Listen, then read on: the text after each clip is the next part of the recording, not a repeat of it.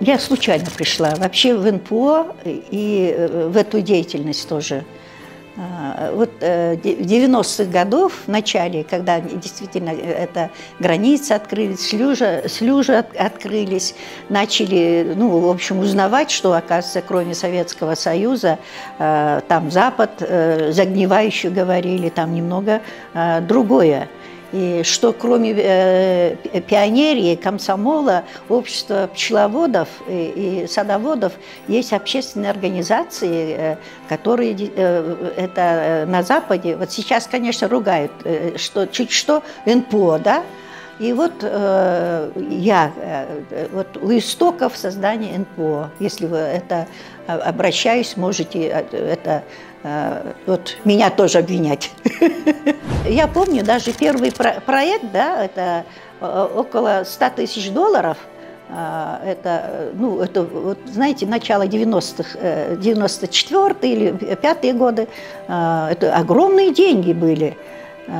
И мы проект написали, и получилось, это проект, наверное, на 3-4 страницы. Я сейчас смотрю, да сейчас вообще 5 копеек не дали бы за такой проект. Ну, наверное, это физическому не подвергалось, а психологическому, наверное, я просто не только вот я и сейчас, в данный момент, и потом, когда уже работаешь, анализируешь, да, ну, все килинки, наверное, вот какому-то это, ну, наверное, я тоже подвергалась, потому что, знаете, вот этот кусок, ну, кусочек, потому что я по большой любви вышла замуж, ну, и он сказал, у меня одна мать, не перечить, если вот ты меня любишь, ты должна, что бы ни было, уважать, и все. Ну, естественно, и когда она знала, что такое отношение, ну, она очень умная женщина, действительно, но давление очень такое было. Я тогда просто думала, так и должно быть вообще, да. То сделаю, не понравится, то сделаю, не понравится. Говорит, и при мне, говорит, ты откуда ее раздобыла вообще? Говорит, она вроде деревенская, родилась в деревне, ни коровы не знает, ни там, копать землю, она яму сделала или что-то такое. Я родилась в деревне, ну, в городе жила, у меня мама умерла, у меня дядя, это Джезде, я воспитывалась, потом в интернате жила, ну, и у меня... Вот так и росла. Конечно, такое психологическое давление у всех было. А у нас, и когда раньше вообще даже психологов не готовили, когда мы вот этот проект получили из Голландии и из Санкт-Петербурга пригласили, как раз в проекте было это психологов, ну, которые уже начали такую работу. Мы с днем с огнем не могли найти дипломированных специалистов. Тогда только впервые в университете двухгодичные курсы открыли. Это общая психология была, педагогов готовили, да? И благо сейчас во всех вузах готовят, поняли, что действительно эта специальность нужна. И я уже, начиная работать здесь, конечно, должна была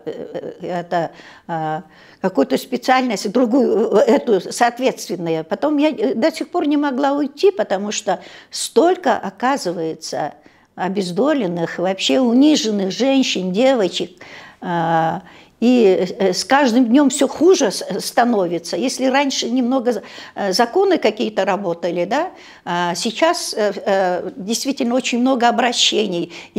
У нас ежегодно, например, 17-18 тяжких уголовных дел, резонансных мы ведем. Это уже третий год у нас проект имеется, да, и сейчас мы тоже еще 3-4 можем взять, только командировки далеко. Чуйскую, это Бишкек, резонансные такие дела. И у нас это уголовное тяжкое, изнасилованное это ребенок 5 лет отчимом.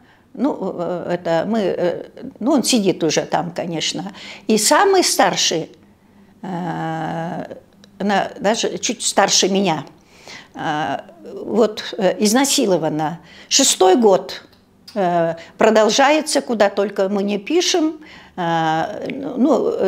Крышевание идет, потому что он раньше работал в этом,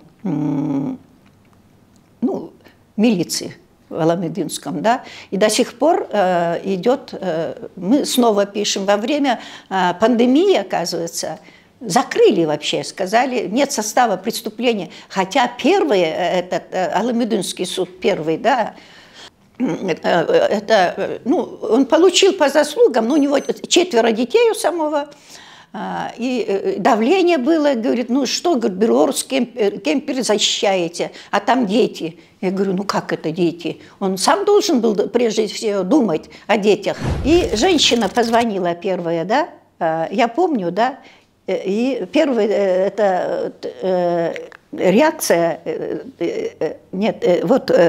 это вопрос был, я, наверное, ненормальная, с ума схожу, наверное. Я говорю, а почему вы так думаете? Потому что я психологом, кризисный центр звоню. И так нас немного учили и разговаривали, знаете, долго. Я, говорит, я впервые в жизни могла высказаться. А вы, говорит, меня не знаете? Я говорю, откуда я могу знать? Ни видео, ничего. И даже имени это забыла спросить, и возраст. Наверное, за это время больше часа. Она говорит, и вздохнула, говорит. А что с ней было? Такого страшного не было. Да, она никому ничего не говорила, как у всех. Знаете, да, психологическое давление, денег не хватает, там без любви вышла замуж, терпит всех и все. Она все это, конечно, вылила.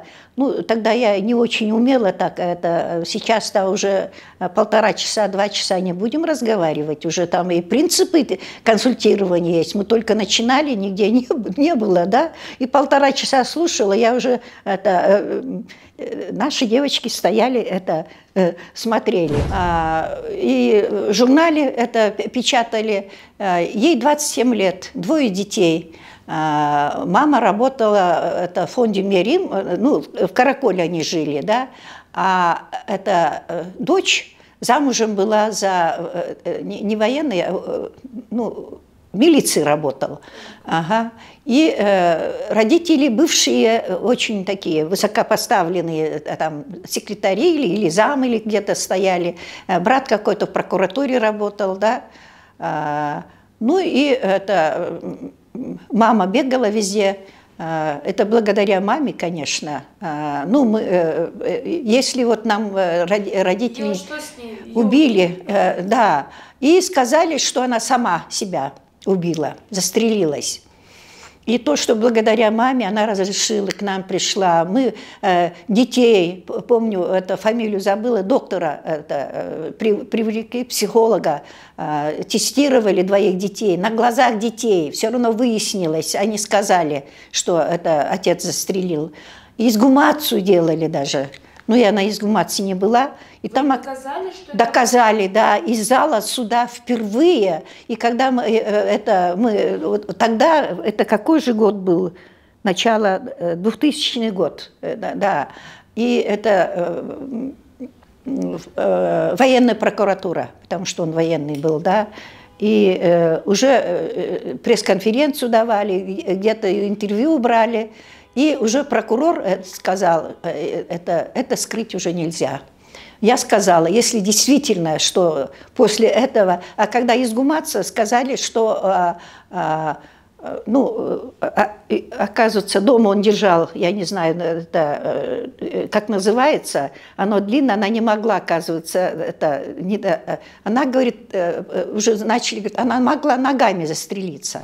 На нас смотрели, какие-то букашки ходят здесь, да, ага, прямо это с иголочки одетый, сидит, так смотрит.